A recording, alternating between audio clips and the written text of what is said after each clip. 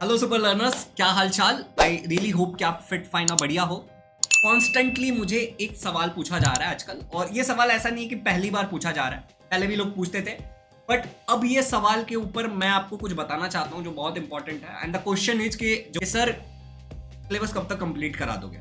चलो, मैंने आपको बोल दिया कि सिलेबस मैंने दिसंबर तक कंप्लीट करा देना है। अब क्या मैंने दिसंबर तक सिलेबस कंप्लीट करा दिया इसका मतलब ये है कि मार्च में आप एग्जाम में जाके सब कुछ सही लिख के आ जाओगे? नहीं ना।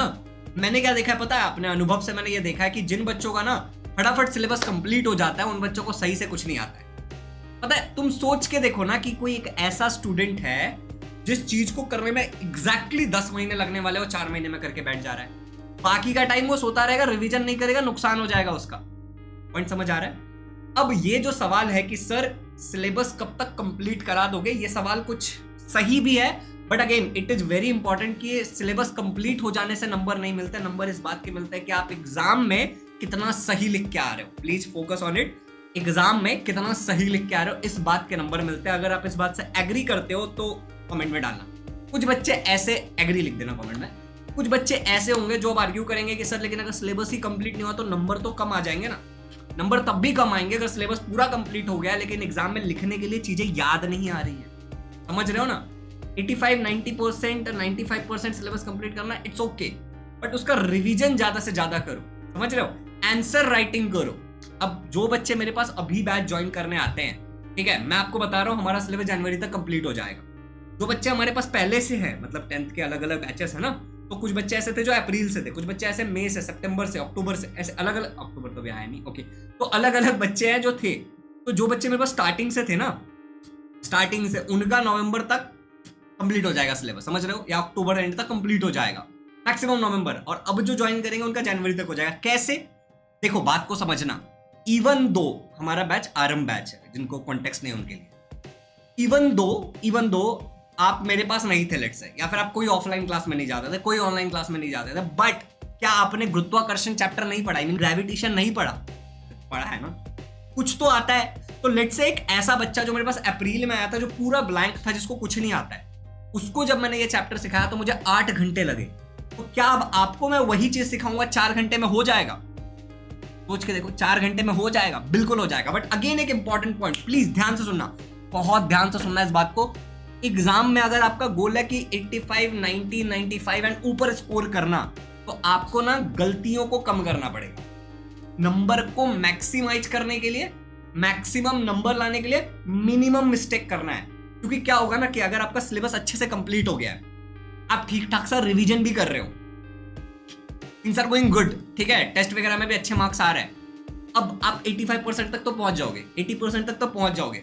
लेकिन जितना गलती आप करोगे एग्जाम में उतना नीचे आ जाओगे। समझ रहे हो?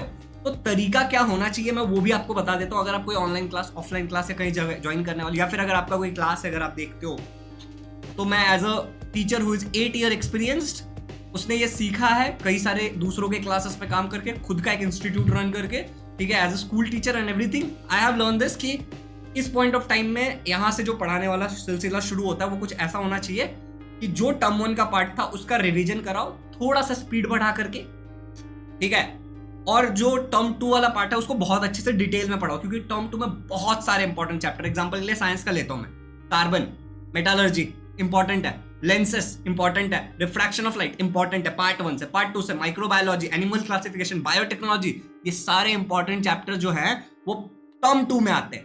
समझ रहे हो? तो बहुत कुछ खत्म नहीं हुआ। अभी भी अगर आप बैच ज्वाइन करते हो मेरे पास तो चीजें मीनिंगफुल रहेंगी। ये तो साइंस का एग्जांपल बोला, बाकी आप समझ जाना अकॉर्डिंगली बाकी सब्जेक्ट का। अब दूसरी बात, तरीका क्या होना चाहिए कि मैंने आपको पढ़ाया, आपने अच्छे से पढ़ लिया, आपको चीजें क्रिस्टल क्लियर हो गई, समझ में आ गई, ओके, मेरा पढ़ाया वो आपको समझ आ गया, दैट डजंट मीन कि आप एग्जाम में भी लिख के आ जाओगे। Just try to understand. मैंने आपको सुना दिया, आपको समझ आ गया, दैट डजंट मीन कि आपको सब कुछ आता है। आपको आने के लिए क्या करना पड़ेगा पता है? आपको उसको अच्छे से पढ़ के समझना पड़ेगा, उसके एक्सरसाइज को लर्न करना पड़ेगा। मैं एक साइंस का एग्जांपल लेके बता रहा हूँ, बाकी सब्जेक्ट का समझते चलना। उसके बाद आपको उसकी ऑब्जेक्टिव टेस्ट देनी पड़ेगी। क्योंकि देखो, बचपन याद करो थोड़ा सा, बचपन में क्या होता था कि हम जब कोई भी चीज पढ़ लेते थे उसके बाद हम ऐसे हाथ रखते थे, फॉर एग्जाम्पल लेट्स से ये बुक है, ठीक है, ऐसे हाथ रखते थे और ऐसे करते थे तो हमें रिकॉल होता था। इसके अलावा हम जाके किसी को ओरल देते थे, अब हम वो नहीं करते हैं। You getting my point? अब हम वो नहीं करते, तो अब जो ऑब्जेक्टिव टेस्ट होगा जो हम ऑफर करते हैं आरएम बैच में, या फिर टेस्ट सीरीज अलग से भी परचेस कर सकते हो। आपने लेट से ग्रेविटेशन चैप्टर पढ़ लिया, अब आप क्या करोगे, ग्रेविटेशन पे जाओगे, केपलर्स लॉ पे क्वेश्चन सॉल्व करोगे, इमीडिएटली आपको फीडबैक मिल जाएगा आता है कि नहीं आता है। समझ रहे हो, आता है कि नहीं आता है, क्योंकि पढ़ लेने से ना बहुत बच्चे इस भ्रम में आ जाते हैं कि उनको सब आता है।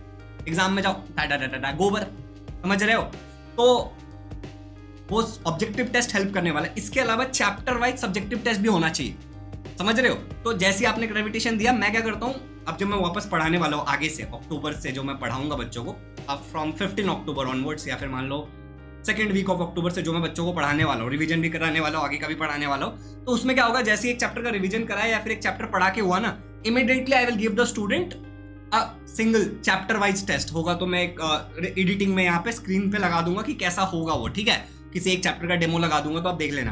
तो इमीडिएटली वो दूंगा, तो बच्चा क्या करेगा, प्रैक्टिस करेगा, अगेन उसको फट से फीडबैक मिलेगा कि उसको आता है कि नहीं आता है। समझ रहे हो, ये जरूरी है कि सिलेबस जो सवाल है ना जिस पर हम वीडियो बात कर रहे हैं, कि सिलेबस कब तक कंप्लीट करा दोगे से ज्यादा इंपॉर्टेंट है कि अगर मैंने करा दिया और तुमने पढ़ लिया तो क्या तुम एग्जाम में लिख पाओगे कि नहीं लिख पाओगे। तो ये फीडबैक बहुत इंपॉर्टेंट है, और ये कैसे आएगा, क्वेश्चन सॉल्व करके, पेपर सॉल्व करके ही आने वाला है। तो my dear student, please try to understand this कि इट इज वेरी इंपॉर्टेंट कि सिलेबस कब कंप्लीट होगा, उससे ज्यादा ये है कि आप कब तक कर लोगे सब कुछ और प्रैक्टिस कर पा रहे हो कि नहीं कर पा रहे हो।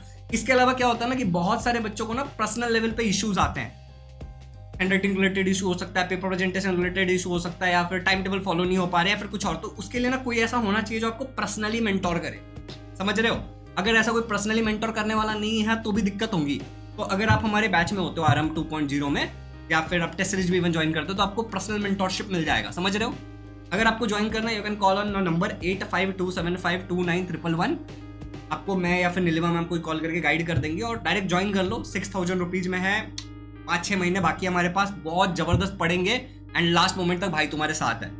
अगेन एक चीज बहुत इंपॉर्टेंट है, 2 बातें जो मैंने बोली वो पहले बता देता हूं कि आपको पढ़ के प्रैक्टिस करनी है, ओके। दूसरा, मैक्सिमम नंबर लाने के लिए मिनिमम मिस्टेक होना चाहिए, ओके। अब दूसरा जो मुद्दा है जिस पे मैं आपको बताता हूं, जो बच्चे मुझे अक्सर करते हैं, वो है कि लोगों को लगता है ना कि पेपर आर नॉट इम्पॉर्टेंट, हम बाद में करेंगे, ठीक है, रिवीजन इज नॉट इम्पॉर्टेंट, हम बाद में करेंगे, अभी हम पढ़ाई कर लेते हैं, अभी हम सिलेबस कंप्लीट कर लेते हैं। गड़बड़ हो जाता है। मैंने अपने अनुभव में देखा है वो बच्चे जिनका फटाफट सिलेबस कंप्लीट हो जाता है, और अगर वो अच्छे से रिवीजन ना करे, please listen to me, don't misunderstand that, अगर वो अच्छे से रिवीजन ना करे, अगर वो ढंग से पेपर प्रैक्टिस ना करे और बाकी चीजें आंसर राइटिंग प्रैक्टिस ना करे ना, तो बहुत गड़बड़ होने वाला है। आज मुझे एक मेरे स्टूडेंट ने एक मैसेज भेजा, उसमें उसने एक अपना टाइम टेबल भेजा, आइडियल टाइम टेबल, और फिर उसने बोला कि ये पूरा स्लॉट होमवर्क में चला जाता है, इतना स्कूल का असाइनमेंट होता है, होमवर्क होता है कि मत ही पूछो। एंड उसको मैंने एक ऐसा सजेशन दिया जिससे वो एकदम खुश हो गया, बोला भैया ये वाली बात तो दिमाग में आई नहीं, मैं होगा तो उसका स्क्रीनशॉट भी यहाँ पे लगा दूंगा जो उसने मुझे भेजा था, आप देखोगे। तो that is the benefit of personal mentorship, समझ रहे हो, बैच के अंदर, कि आपको अगर कोई इशू आ रहा है तो कैसे हम हमारे प्रॉब्लम को एज अ बेनिफिट यूज करेंगे, समझ रहे हो, उसको हम हमारी कमजोरी को ताकत कैसे बनाएंगे, ये आपको एक टीचर बता देता है, लेकिन आपको उस टीचर के साथ ऐसे बॉन्ड बना के चलनी पड़ेगी। I hope things are clear. If you are willing to get all these benefits, you can join Arambha 2.0, या फिर कहीं भी पढ़ोगे तो ये चीजें मिलनी चाहिए, वरना वो सेंस नहीं बनाएगा।